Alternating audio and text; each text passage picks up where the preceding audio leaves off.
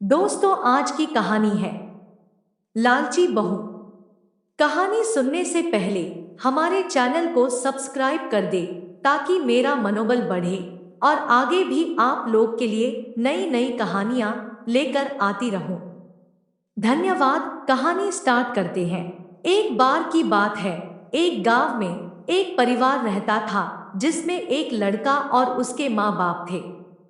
वह बहुत अमीर तो नहीं थे, लेकिन उनमें प्यार बहुत था।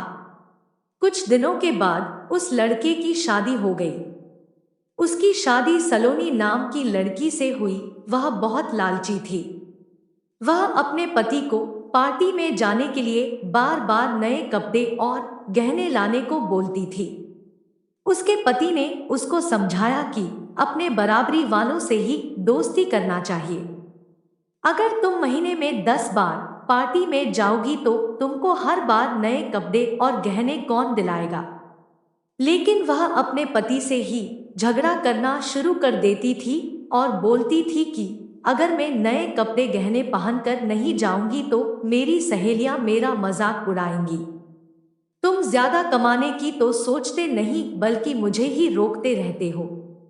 इसके बाद वह अपनी सास के पास गई और बोली, माँ जी, आप मुझे अपने गहने दे दीजिए, मुझे पार्टी में पहन कर जाना है। उसकी सास हैरान होकर बोली, हमारे समय में बहू अपनी सास को गहने रखने के लिए देती थी, लेकिन तुम मुझसे ही गहने मांग रही है। उसकी इन हरकतों से सारा परिवार दुखी था। एक दिन सलोनी की सहेली शिल्पा घर आई। उसने सलोनी की सास से सलोनी के बारे में पूछा। उन्होंने बताया कि सलोनी पार्टी में गई है। शिल्पा ने सलोनी की सास से पूछा, आप इतनी दुखी क्यों दिख रही है। तब उन्होंने सारी बात बताई कि सलोनी किस तरह बार बार नए गहने और कपड़े की डिमांड करती है और सारे पैसे इन पर ही खर्च कर देती है। वह शिल्पा से पूछती है कि ज्यादा जरूरी क्या है, रोटी या ये दिखावा। शिल्पा ने कहा कि जरूरी तो रोटी ही है, लेकिन सलोनी को यह बात समझानी होगी। सलोनी की सास ने पूछा, वह कैसे।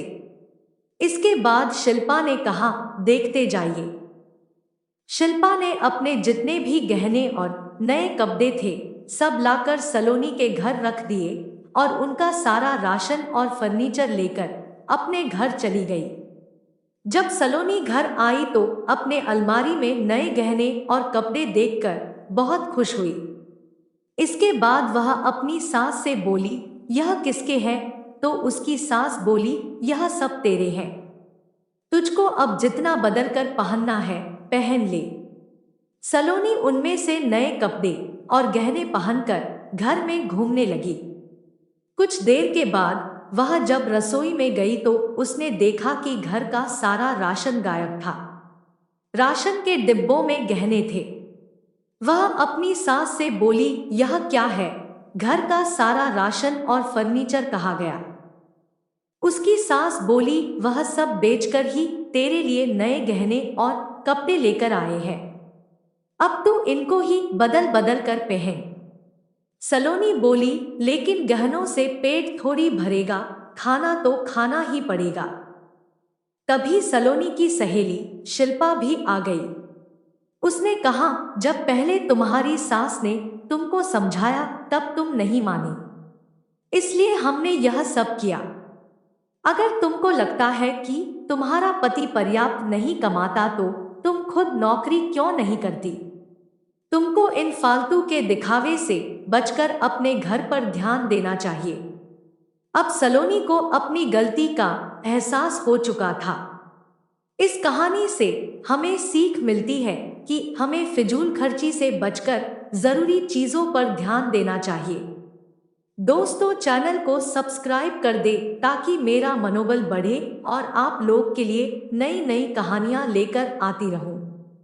आप लोग का धन्यवाद। मिलते हैं अगली किसी और कहानी में।